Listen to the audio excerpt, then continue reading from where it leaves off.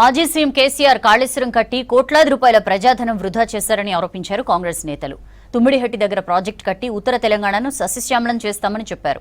BJP మతాల పేరుతో ప్రజల్ని మభ్యపెడుతోందని విమర్శించారు. వానాకాలంలో విత్తనాల కొరత లేకుండా ప్రభుత్వం చర్యలు తీసుకుంటోందన్నారు హస్తం నేతలు.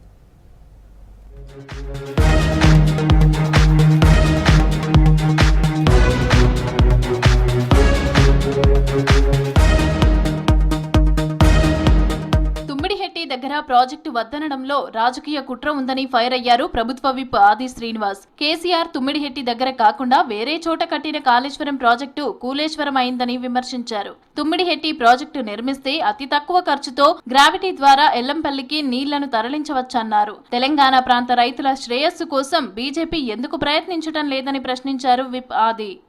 ప్రాజెక్టు నిర్మాణం చేయకపోవడం వల్ల జరిగినటువంటి తెలంగాణకు నష్టం వివరించిన వేళ 15 లక్షల నుంచి 16 లక్షల వరకు ఇరిగేషన్ను ఇచ్చుకునేటువంటి అవకాశం ఉన్నటువంటి రైతులకు పొలాలకు నీరు మళ్లించేటువంటి చక్కని ప్రాజెక్టు నిర్మాణం చేయాలని చెప్పినటువంటి ఒక ఆలోచనతో ముందుకు పోయేటువంటి తరుణంలో భారతీయ జనతా పార్టీకి సంబంధించిన కేంద్ర మంత్రి కిషన్ రెడ్డి గారు ఎందుకు ఇటీవల ప్రధానమంత్రి నరేంద్ర మోడీ గారు తెలంగాణకు వచ్చినప్పుడు తుమ్మిడిహట్టి ప్రాజెక్టు నిర్మాణం చేయడానికి తెలంగాణలో కాంగ్రెస్ పార్టీ సర్కార్ రేవంత్ రెడ్డి గారు ముందుకు వస్తున్నారు, అనుమతుల కోసం ప్రయత్నం చేస్తున్నారు, వారికి అనుమతులు ఇవ్వాలని చెప్పని ఎందుకు వారు మాట్లాడాలని చెప్పిన మాట సందర్భంగా చెప్పే ప్రయత్నం చేస్తూ పరువు కాపాడుకునేందుకు బండి సంజయ్ దేవుళ్ల పేర్లు ఉపయోగించడం, బీసీ వాదం తెరపైకి తీసుకురావడం సిగ్గుచేటన్నారు వరంగల్ పశ్చిమ ఎమ్మెల్యే నాయిని రాజేందర్ రెడ్డి. తప్పు చేయకపోతే బండి భగీరథ్ విచారణకు ఎందుకు హాజరు కావటం లేదని ప్రశ్నించారు.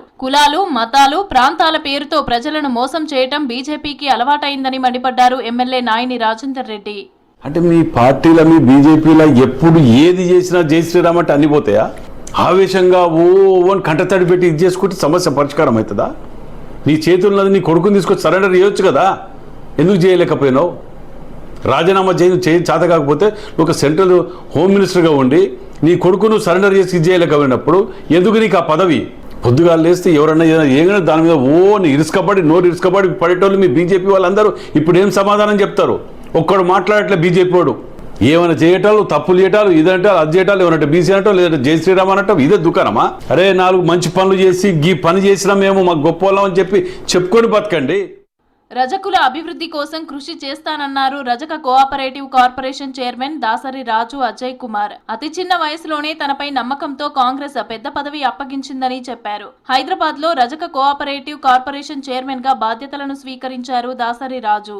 మా ఒక కమ్యూనిటీలో ఉన్న అందరికీ ఈ యొక్క సమస్యల మీద పోరాడుతూ నాకు వచ్చిన అవకాశాన్ని, చిన్న వయసులో వచ్చిన అవకాశాన్ని నేను అందరి పరిష్కారాలకి, సమస్యల పరిష్కారానికి కృషి చేస్తానని తెలియజేస్తున్నాను. ధన్యవాదాలు. రాబోయే వానాకాలంలో విత్తనాల కొరత రాకుండా చర్యలు తీసుకోవాలని ఆదేశించారు తెలంగాణ విత్తనాభివృద్ధి సంస్థ చైర్మన్ అన్వేష్ రెడ్డి. హైదరాబాద్ లో విత్తనాలపై అధికారులతో నిర్వహించిన సమీక్షలో ప్రధాన పంటలైన వరి, కంది, పెసర, మినుము విత్తనాలపై చర్చించారు.